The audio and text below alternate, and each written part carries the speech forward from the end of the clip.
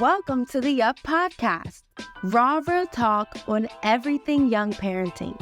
From self-care, co-parenting, and family planning to balancing school, work, relationships, and goals. Together, we're challenging society's assumptions and building a safe and supportive community for young parents. One honest conversation at a time. So join us on the journey. Hi guys, welcome back to another episode. Today we are going to be talking about all things higher education, access, challenges, the ins and outs. So let's jump right into it. As always, it's Divine. And I'm Brandy, and today we have a super special guest. She is incredible. She is on our Youth Advisory Council. She is doing content with us. She's a student, a young parent herself, just all the things. I'll let her introduce herself. But Tamar, can you just share a little bit about yourself and like your parenting journey and kind of where you're at now? Yeah, so hi everyone. My name's Tamar. I had my son when I was 15. His name is Clayton. And my parenting journey was a lot, like everyone's is. I started off as a single parent right away from pregnancy, and then had to learn how to co-parent when my son was almost 3. So that obviously brought some challenges, but very happy to say that I was able to graduate high school and go off to college and navigate a healthy relationship with my son's father, as well as learn how to bring in step parents, as myself and his dad both have had long-term partners. So lots of things, but happy to say that we're starting the new year, 2025, on a good foot. That's amazing. Yes, go you. So since having your son young, as me and Brandy know, you've been in various different fields of work. Can you tap in a little bit about some career changes that you've made, or just, how you've gotten from then to now and kind of the in between? Yeah, so whenever someone asks me that, I feel like I never know where to start, even if I've rehearsed a million times.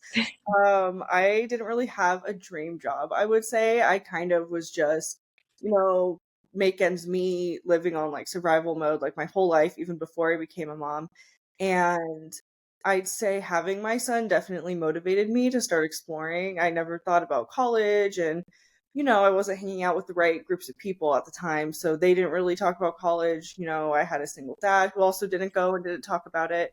So it was all new to me. And I remember I was in one of my classes, and it was like an AP Lit class. I'm a writer. I've always been very good at like history, English, and like the arts. So they mentioned like community college, and I was like, okay, I guess I'll try that. So I went to a local community college, and through there I found access to a lot of support programs. Some of them are like Guardian Scholars, EOP. There's like a CalWorks program that's actually at the colleges where they help with building community for young parents on campuses. So all those different identities, being first gen, former foster youth, low income, a teen parent, like I always thought they would be challenges, but I think it ended up being my greatest asset because I had been through the trenches. So it was only up from there. A lot of those programs provided just career advice, financial advice, created spreadsheets and taught me how to manage all of that, what an internship was. And I just started exploring. And I remember it was in 2020, and it was my first year of college. I was a freshman, so 2019-20. And I had like what's it called? Like a form that was sent out to all of the different former foster youth on campus, and like, oh, this company's hiring interns, blah, blah, blah. So I was like, okay, this looks right. And I applied with no resume. I just wrote a really good cover letter because I learned what that was. And they still interviewed me, which was crazy. And I honestly thank my whole career journey to them. I was able to build all kinds of skills from like marketing and doing lots of data and research and content creation to doing like design kits. So they were a promo company that's a B Corp. So they created like sustainable merchandise, and I would help, flow those events and come up with different ideas for the packaging, and just really lots of shadowing and learning about, networking. And from there I pipelined to where I am today. So that was pretty cool. I love that. I love every time. I mean, Tamara, we've talked about this, I feel like a bunch of times, and every time I learn like a little bit more about that. And I think that internships are really important. I know when I was in college, I think internships start to give you a kind of a taste of like what the real world could look like.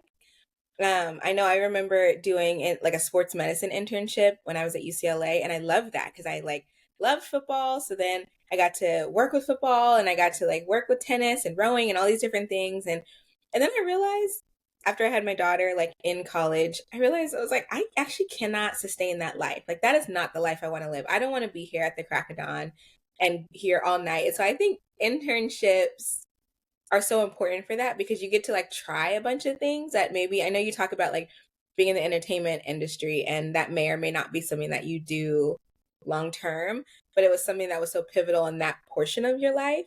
Um so I don't know, like can we spend a little bit of time of just like kind of thinking through like for young parents when you feel like you have to kind of have it together, especially when you have a child, you feel like you don't have time to intern, you don't have time to like not make money, or you don't have time to like just try things out, you feel like you have to know your career and be on it. Like can we just kind of talk about what that looks like as far as you navigating Mhm. internships, you navigating changing careers and deciding to go back to school and all of that while also raising a child, because you weren't doing that just as a single human being.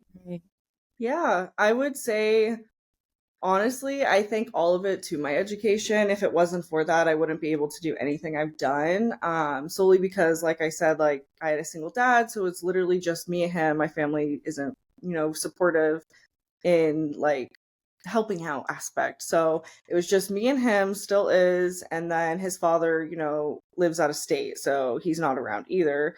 And my partner didn't start helping until I moved, in the area. So pretty much for my son's first 6 years, 6 years of his life, it was really just me and my dad. And, my dad also had a really difficult career that put challenges on me. He also worked out of town, so he was gone Monday through Thursday night every week, forever. So it was just us. And I would say it was really difficult. When I was in high school, I had like a best friend and her family who helped me, and her aunt literally would just watch him so I could go to classes in the day.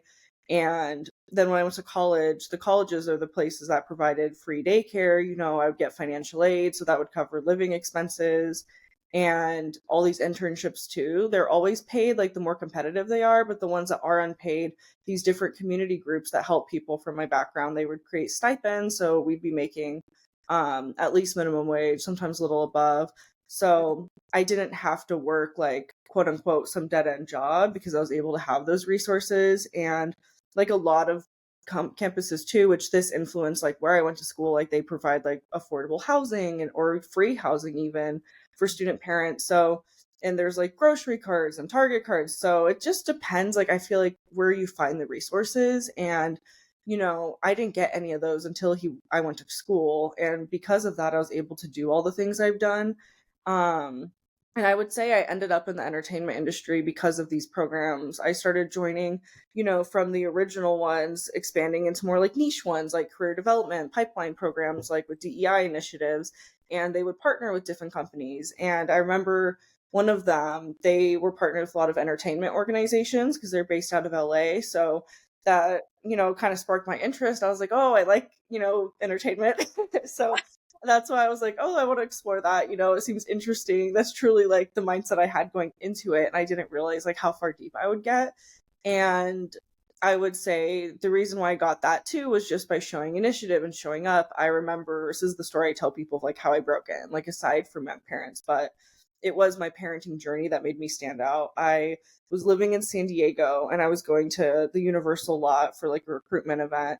And I drove from San Diego to Orange County to drop my son off with my old best friend's aunts that I mentioned. And from there, I went to LA to go to the lot, and it took 3 hours each way, like three and a half.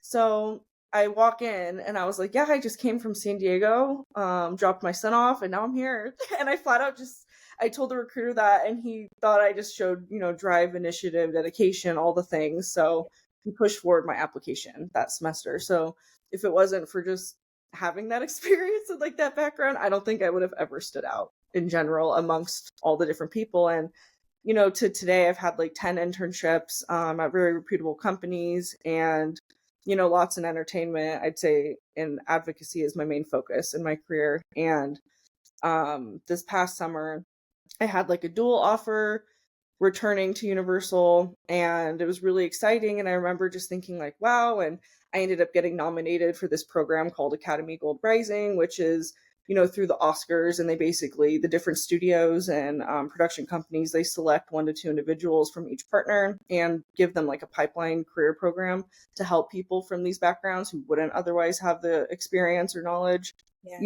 land there. So it was kind of like an aha moment, like, everything I went through does matter. And being able to share that with my son, and, being able to talk to other people who have kids, and, a lot of sentiments I've felt from people I've met along the way. They always say, oh, I don't think I can have my dream career. Like, I don't think I can do it with a family. And I'm like, well, you can, but you might have to make sacrifices. So being able to work through all those different things. Yeah.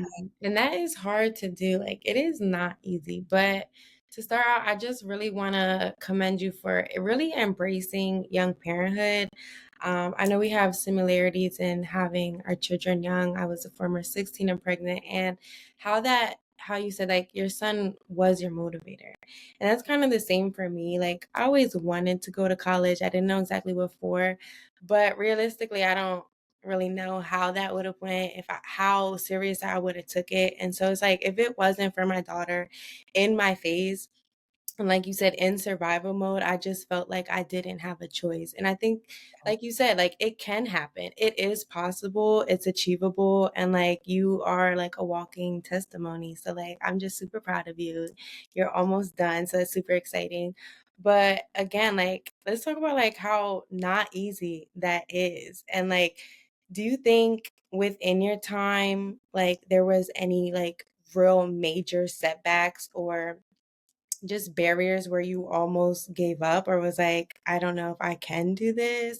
Because, like you said, it really is in the journey. There's a lot of people, including myself, always look for like that destination or like when I'm done that timeline, but it's really in the midst of like what gets you to where you are now. So I just love that about you. But yeah, can we talk a little bit about, was there ever a time where you didn't think you could do it or it wasn't possible for you?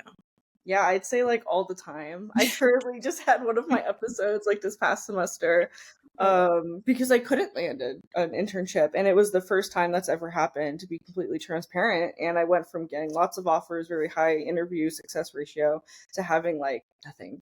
And I think it did a lot on my ego. I've been so humbled, this past 5 months, and it kind of does reflect on how the journey is, especially, I mean, being in entertainment, that's just how it is, like it's like that for everyone. You could be an award-winning producer and then be out of work for 2 years. So it's just how it is being in my industry in specifics. But in general, everyone goes through those ups and downs in their career and parenting and life. And I feel like it's definitely difficult when you bring kids into it because of the financial, security issue. Like I always, like, I get so paranoid, like as much as I save my money and like try to plan for these like periods, like even though I know I'll be okay, it's just like constant, issues with money and having lots of like money trauma from growing up low income and not knowing like how to predict it. And it's just, I hate that. I'd say just off the top of my head.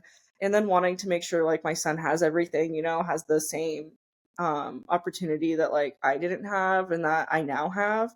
And making sure he doesn't feel the impacts of being a young parent. I'd say those are like the constant things, like I don't want him to feel like, oh, he had a young mom, so I wasn't able to do sports, or I wasn't able to do, like those things are really real for me. And I would say that it's difficult to just like working like in my industry because there's long hours, it's really hard, and if you don't have any community, like it's nearly impossible. If not, it is impossible.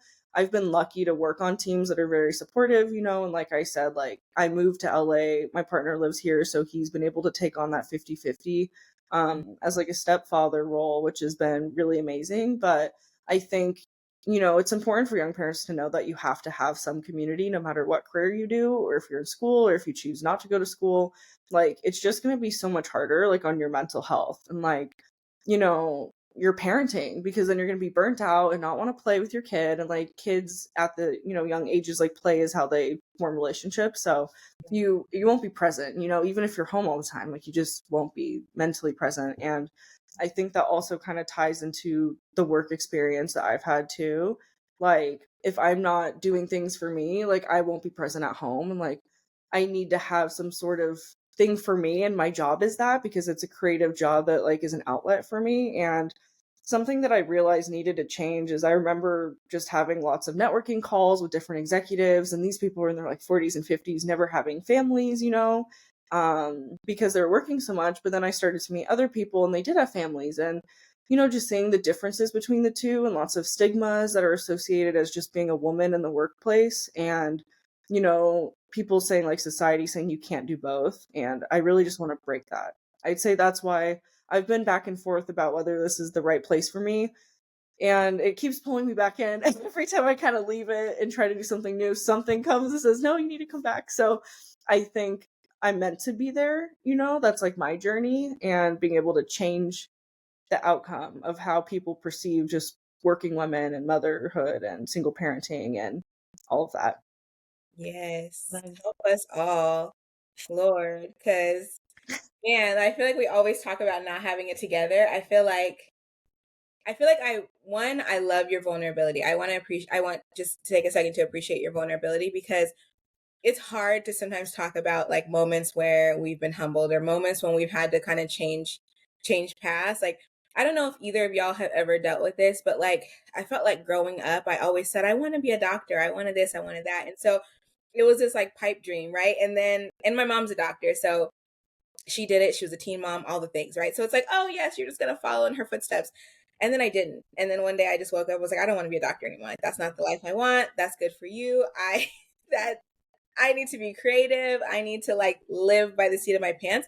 And there was, like, a moment of kind of two things, like a moment of fear, of shame, that, like, how am I going to go back to these people who my grandparents have now told everybody in their Rolodex that I'm going to be a doctor, everyone that they know, even people they don't know, right? And, like, this is like, okay, I'm following my mom's footsteps. I'm sure she's going to be proud of this. To now I'm like, I don't actually know what I want to do, but I know that I want to do something unconventional, and I know I want to, like, think outside the box, and I know I want to be a parent first, and I know that I want to, like, not be tied down to anything too crazy or too serious. And so then I think that the second thing that breeds sometimes is, like, imposter syndrome, where, like, you're in these spaces that you feel like you're led to be in, but then it's not working out the way that it's supposed to, or you're not feeling comfortable there. I mean, I went back for my master's later after being out of school for many years. And so it's like, I'm sitting there thinking, am I smart enough for this? Have I lost all of my brain cells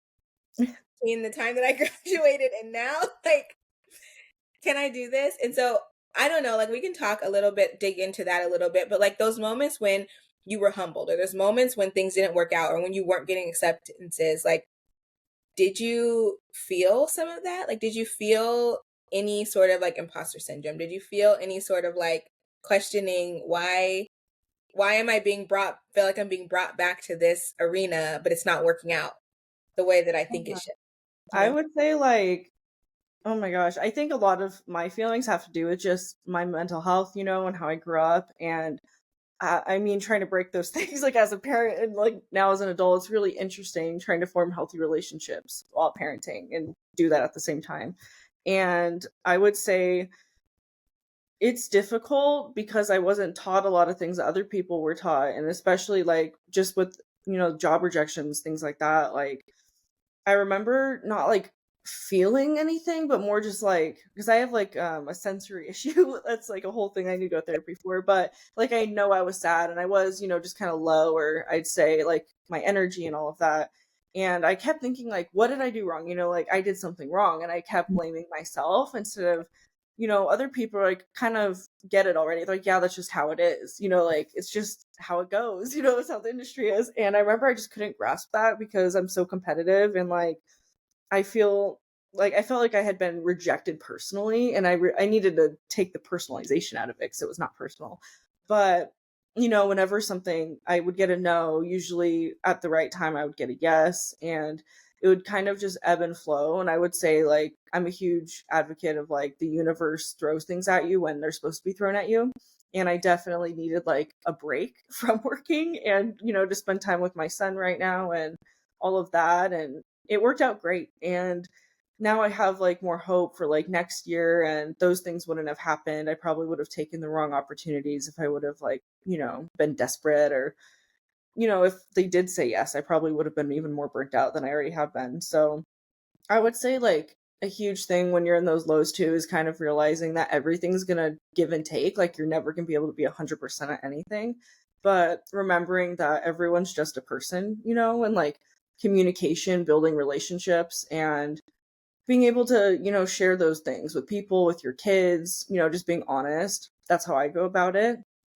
And I think it helps, like, when you have, like, that community and you're honest about who you are, and, like, with the people you work with when you're at home, and bringing your kids into it. I'd say, like, I like to bring my son into it whenever I can.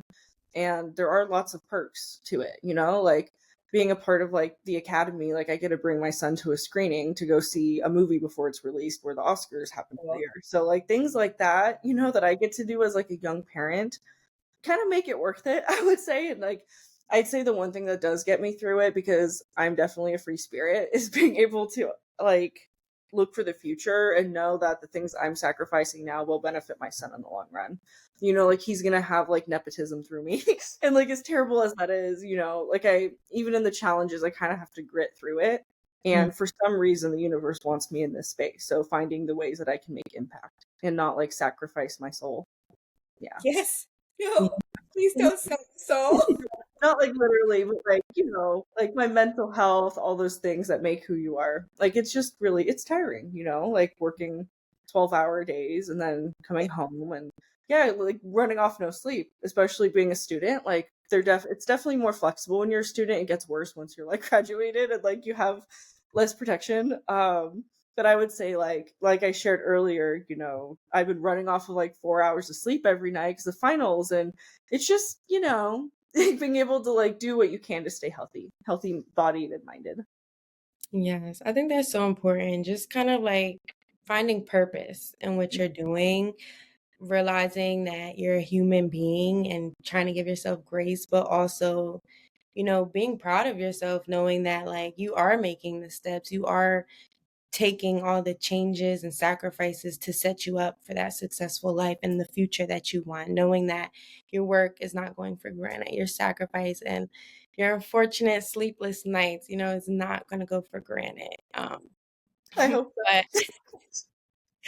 I say that to say I really love seeing, like, how passionate you are about what you do, down to the challenges that you experience, and specifically your passion in education regarding access and resources. Where do you think this passion, originated from? And also, like, what would you hope to give to young parents regarding education? What would you hope they know? Something maybe that you learned along the way or you wish you would have known. Yeah, well, I'm a huge proponent for education, especially to young parents, and, especially even to my own friends who don't have kids and they didn't go. I'm like, you need to go. Like, it's just so important. I feel like education access is such a barrier in this country, so I completely understand if people just can't go. But if you have the opportunity, qualify for all these resources that I've talked about. Like, I feel like it can only benefit, it only benefits you, like, truly. And the power that education has, and knowledge, and knowing about the past, the present, the future. I think a lot of times people, this is just my perspective, but people view education as, like, a stepping stone for a future career. Reality check, at least from my experience and lots of other people too, no one really cares what you did in school unless you have, like, a set career path, like going to be a doctor. You have to study, pre-med and all that. But if you're just trying to do anything else, like most other jobs, like, they don't care what you studied in.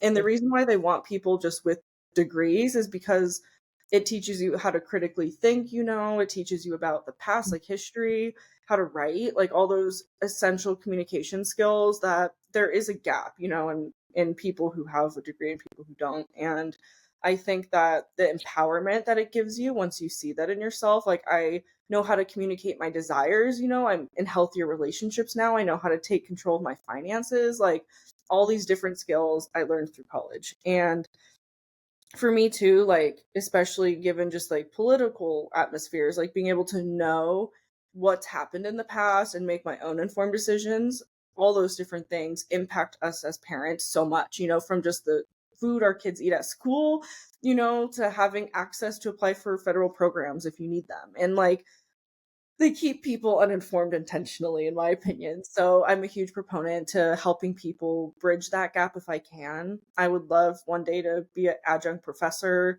to teach some type of like education course. Like that is something I definitely want to do at some point in my career and go back and get a master's or something in it, and be able to have these discussions with like the new youth of America. I think that would be the dream and goal at some point. But in the meantime, like doing what I can to spread the word to other young people. And, it just empowers your kids. Like it's going to help you, and I know it's expensive too. And obviously, like, again, like I just want to reinforce, like, there's no judgment if you can't, like that is a whole challenge, but That is real.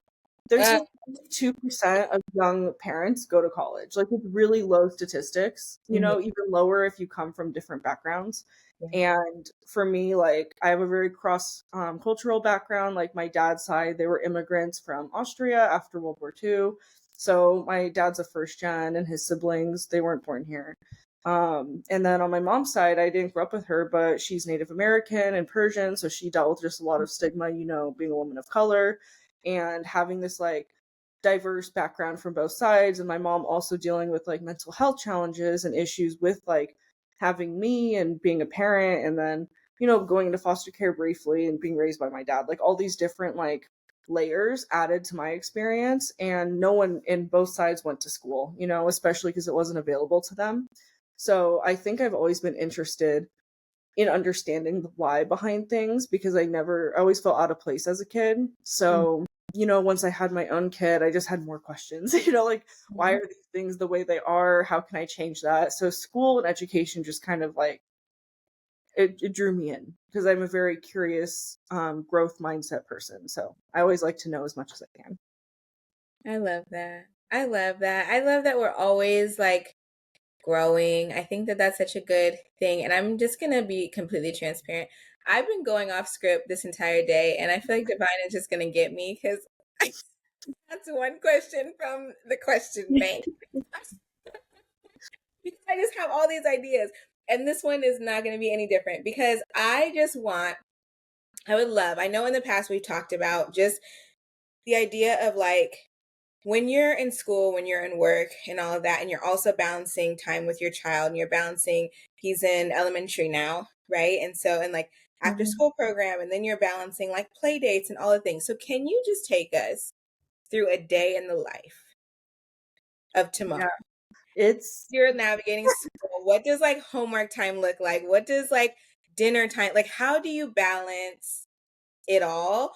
And then how do you prioritize your mental health through it all? Like when is there time for that? There isn't. I'd say that's something I'm trying to work on in the new year. Again, like I said in our meeting on the council today, I don't do New Year resolutions, but I do create goals for myself, periodically when they need to be set.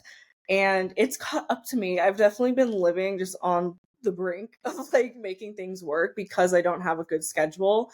Again, having mental health, thrown in the picture, not treating different things. Like I had shared, I think I have like a learning disability, and it's definitely impacted my work, my parenting, my school, just me in general. So finding the ways to make your life easier, and like what works for you. And I would say like just not taking it too seriously, like Lorelai Gilmore, like that is definitely real. I say being able to just be flexible and not trying to achieve like a certain thing that people might have on social media, like different influencer parents, like it looks like the perfect life. It's like no one's life looks like that. Let's be so for real, like the dishes pile up. Like right now, because I'm in finals week, I don't have time to sit there and do every single dish every night. Like it's gonna pile this week, and that's okay. I don't really care.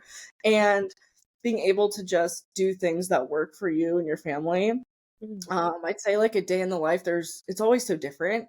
So like very different because I'm involved in lots of different things. But I would say usually, the mornings are actually pretty easy because my son is also a night owl, like his mother, and he likes sleeping in. So I luckily am blessed with one of those kids. So, we kind of both just like roll up in the morning, have our little breakfast and be sad that we have to be awake so early for school.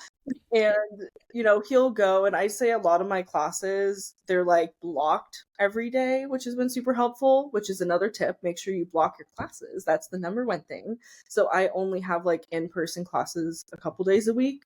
Normally, this semester's been crazy. So being able to, schedule meetings, and for me, like internships, which are part-time while I'm in school. So doing that, in the day when my son's also at class, and it's not as hectic as it seems. Like usually I work 10 to 12 hours when I'm in school, so it's not that bad. It's like 2 days school. The issue is the homework, because I'll be up super late because I like to spend time with him when I pick him up. So being able to do all my work at night is when I get it done, and it's tiring so that I don't get sleep and I have to repeat. So then the cycle kind of continues, which is why I've been trying to find a balance. But again, everyone that's listening, it's just seasons, being able to accept those new seasons, and they're going to all be different. And I'd say, yeah, like when he's home, like his teacher does not give a lot of homework because she respects family time, which is amazing. So what that looks like is usually I incorporate him into helping make dinner. I incorporate him into doing dishes, like we do it together because it's also bonding and teaching him life skills, which is something my parents did not do for me. And yeah, usually we both like movies, so I'll usually watch a movie or something and then finish it the next night. And then my weekends are usually pretty open, which is when we hang out, and if there's play dates going on, this or that, usually just scheduling different things and like seeing my friends at night, and I have childcare so that I have my me time when he's sleeping. So it's kind of like balancing all those different things.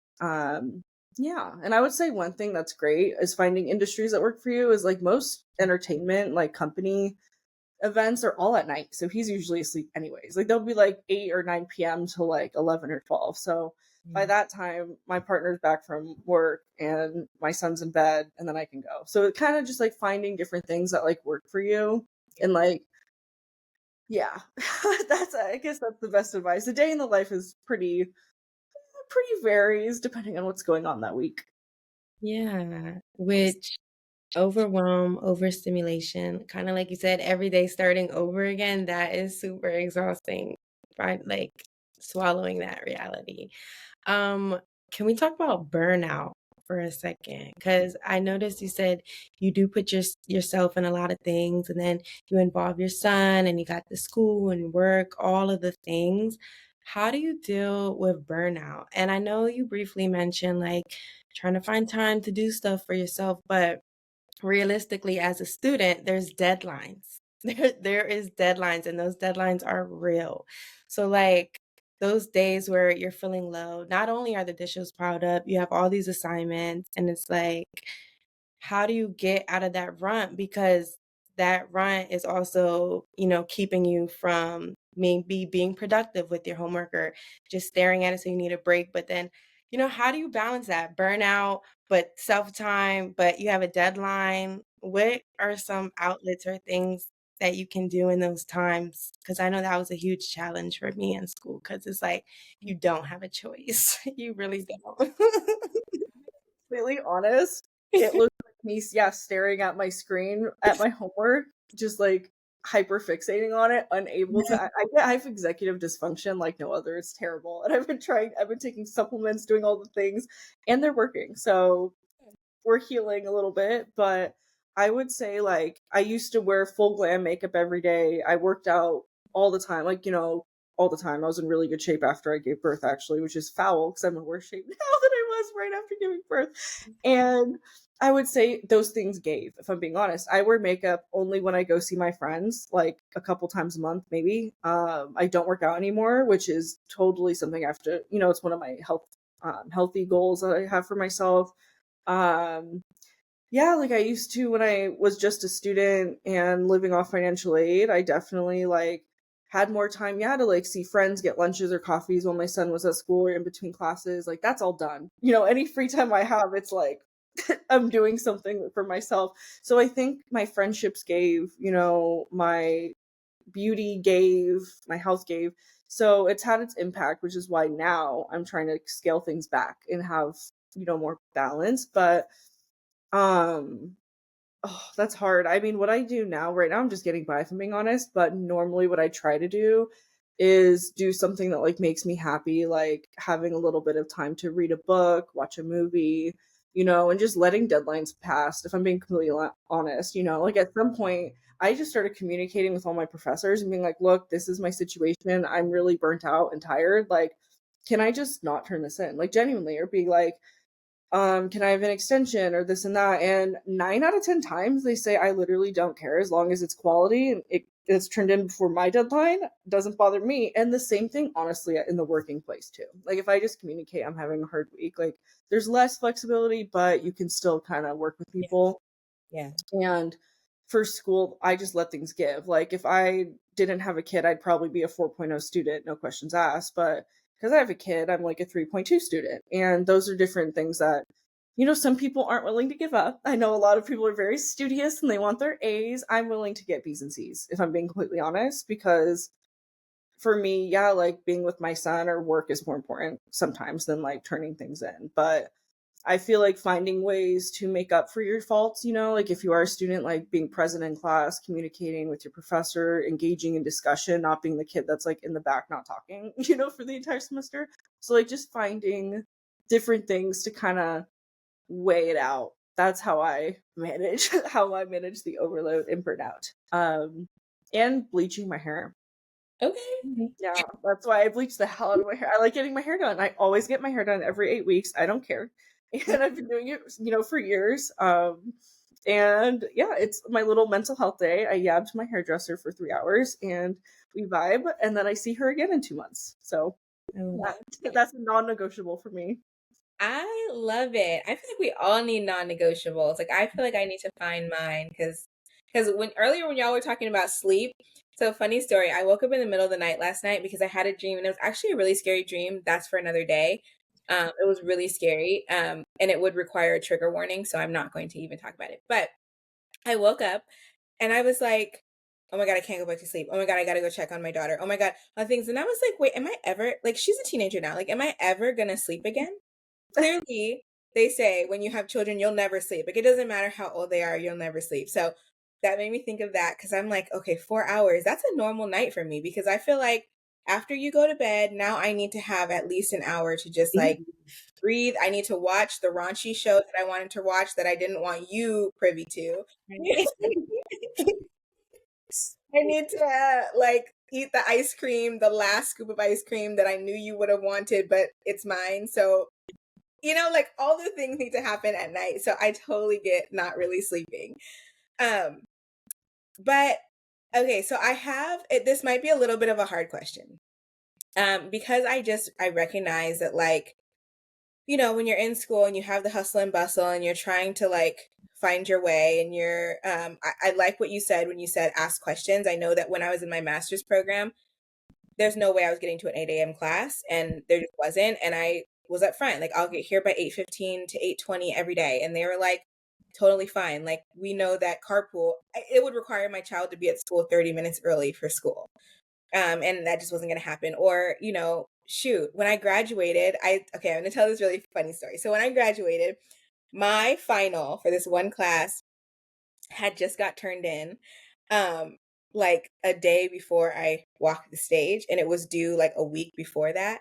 And I just could not, like, I also discovered a level of ADHD that has been really hard to navigate with school, like to the point of like tears some days because like I cannot focus. I cannot like find the motivation. Everything's chaotic. I just can't do it. And so I emailed him and he was so sweet about it. I had like been to probably 3/4 of his classes because it like it was a small class, so he absolutely knew everyone by name. I walked across the stage and this man, like he's sitting on the edge and he's like, "Hey Brandy, you did it." And I'm thinking like, dude, you haven't even had a chance to read my paper yet. And like, you are so nice because I have pushed back your vacation plans because you were waiting on my paper. But like, just ask for the extension. Like, I love that you said that, right? Like, ask for what you need, ask for the resources, because 9 times out of 10, they'll be fine. They will oblige you. It's not the whole class. Um, but so I just wanted to ask you, like, if you were to talk to 15-year-old Tamar, you just found out you're pregnant, you're in school, all the things, like, Uh, what would you tell her? Like, what would you tell her about where she is now? oh God, I hate that one, honestly. You don't have to answer it. So I just, I will. Um, to be completely honest, I didn't think it would be this hard. Like, I know a lot of people, at least when I got pregnant, I didn't think it would be this hard, like, genuinely, like, to be real. And a lot of people around me kind of sugarcoated being a young mom and just parenthood. And I feel like I was very misled and at sometimes kind of gaslit into it. And I never knew that I could love someone so much and all the things I'd be willing to give up and that it would be worth it. But I wish that I was more prepared to understand all these things so that I would have worked on a lot of my self work while I was pregnant, a little sooner, because I think it definitely caught up to me, like over the years, like not having all the advice and all the things. And even from my own dad, like they had me when they were 40. So, I had a very old father, and my mom wasn't around, but she was also like 36, and just the health challenges that are genetic in my family because she wasn't around. I didn't know all the challenges. Like I have PCOS, which is also something that impacts a lot of my energy levels and all of that, all the above, and like my future fertility. And I just wish I knew all those things when I was 15. And so I could manage my life a little better because now I'm trying to like, yeah, put my life together, pick up all the pieces. And it's a long process and it's ever going.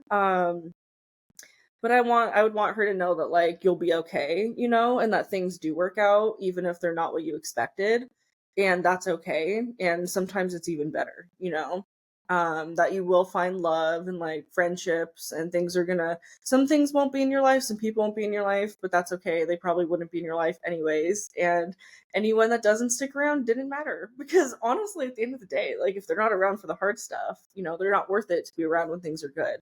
absolutely. And honestly, just getting over the fact that you won't have a functional family. Like, I just, everyone wants to have the perfect family, stay with the partner. I definitely did. And just being like, get over it. Like, because now I'm at the point where, I respect my son's father and I love him in a different way, but I would never want to be, ever. Like, we were just not compatible because we were children. So I think accepting those things, like healing my ability to accept when things go wrong and regulate my own emotions, I would tell her to work on that, and be like a helping guide for her. And I wish I spent more time with my son when he was little because I had a really hard time with like FOMO when I was young, like when I was in high school. So I would always be with him, but I feel like instead of playing with him when my friends were over, it would be like me and her talking and like I would be cuddling him or something, but it wasn't really that like alone bonding experience. Because I had such a fear of being alone with my son when I was younger because I didn't think I should be allowed to be with him. And that's honestly a lot of trauma just growing up in foster care and like not having a mom, and fear that he'd be taken if I ever messed up, if I ever did anything wrong. And sometimes I wouldn't, I like limited myself so much. I was always very back and forth. So, especially in high school. And I think just like, I wish she had more support, and it's a really hard question to ask. And honestly, just taking more photos. I would say that that's my big one. I wish I had more photos. I have like one picture of me pregnant because I was just so humiliated and ashamed of being a young parent. And that's my biggest regret ever, because it's like it sucked and it was hard and it was terrible, but at the same time, like it was really beautiful and it was creating life, and getting to know my son now. I'm like, oh, like I wish I had more photos. And I didn't start really taking obsessive photos of him and me until he was like 1.5. So like the first like year of his life, like I was just sad and depressed and scared and I didn't have anyone. So it was really hard. Yeah. Thank you for sharing that. I know sometimes it's hard to kind of like Brandy said, share those vulnerable moments because you feel that mom guilt all over again. And I honestly felt everything that you just said, like down to the I did not have maternity pictures. I was super embarrassed, super ashamed. It wasn't at that time in my life something to be proud of. I don't think I was accepted the proudness and being that bundle of joy until she literally came out of me. Like until then, I knew the love and the purpose and the reason. But before, it was like a secret. I had to change schools. It was just such a huge pivotal transition for me. So I definitely felt all of those things that you just said. You also just mentioned something about you said a lot, and I loved all of it. It's hard to like No, remember yeah. that you said that I wanted to piggyback on. But yeah, I'm gonna switch it over to Brandy real quick because I just lost my train of thought.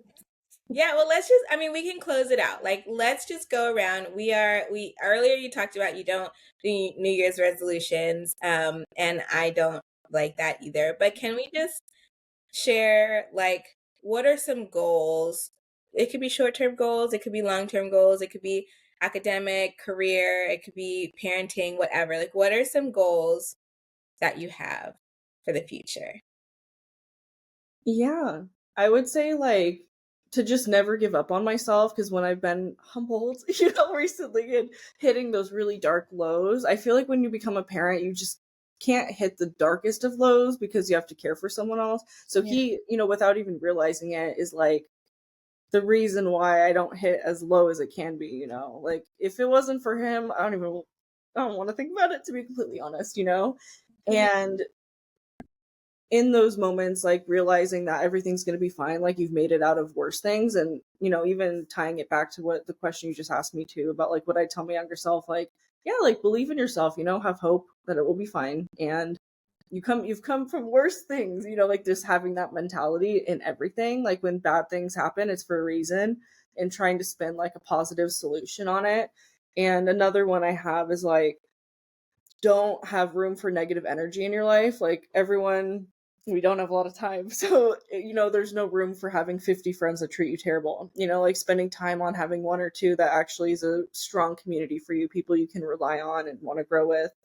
And I'd say, like, also, yeah, not letting mom guilt get in the way, and like being able to just be present anytime I'm with him. Like those are different things too. Not zoning out and like checking out, because something that I realized too that my partner dealt with growing up is like his parents were very involved. Like his mom was a stay-at-home mom, and then his dad ended up being a stay-home dad, and one would work, and they would switch off.